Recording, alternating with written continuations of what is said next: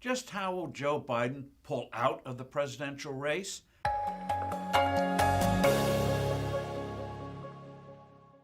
Hello, I'm Steve Forbes, and this is What's Ahead, where you get the insights you need to navigate these turbulent times.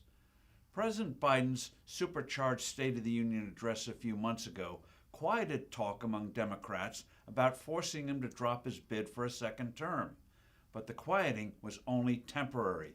The continued, painfully obvious mental decline of our commander-in-chief has revived widespread public speculation of his withdrawing. A few observers think that this might be the political equivalent of a head fake, lowering expectations for his upcoming debate performance against Donald Trump. That highly anticipated verbal slugfest is barely 3 weeks away. After all, there are rumblings of pushing Biden out before his boffo State of the Union triumph. But the volume this time is more extensive and the tone more anxious. The fact that several Democrats, almost always off the record, are whispering concerns to the media reveals growing worries about this president's fitness to stay the course for this campaign. Hardly anyone believes he can navigate the rigors of a second term. This, of course, leads to basic questions. Will Biden bow out before the June 27 debate with Trump? Unlike his appearances these days, the president won't be aided by teleprompters. His unscripted remarks are routinely and embarrassingly confused and garbled.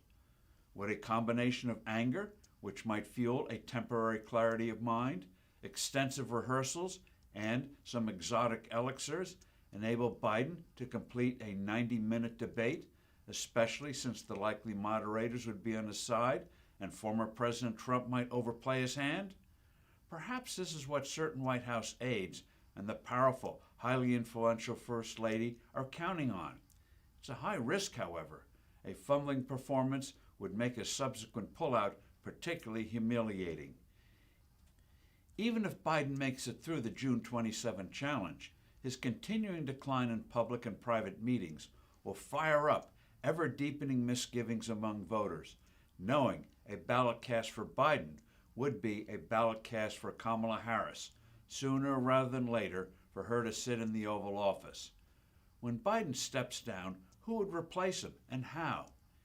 He would likely quit the campaign, but not the presidency. Harris would remain vice president. Fevered meetings would follow among Democrats as party leaders would try to orchestrate the anointment of a candidate the way they did in 2020 with Joe Biden to block frontrunner Bernie Sanders. The frontrunner here would be California Governor Gavin Newsom, who's never made secret his lust for the nation's top job. But Democrats may conclude his record makes him too vulnerable, and instead would go for an unknown candidate with a cleaner slate, particularly one of their governors, like Josh Shapiro of Pennsylvania, Wesley Moore of Maryland, or Jared Polis of Colorado. A big international financial or military crisis may force Biden out, as he does not have the mental agility to handle such a situation the way John Kennedy did during the Cuban Missile Crisis. Kamala Harris may yet get to sit in the big chair. Either way, Joe Biden will not be the head of the Democratic ticket this November. I'm Steve Forbes. Thanks for listening. Do send in your comments and suggestions, and I look forward to being with you soon again.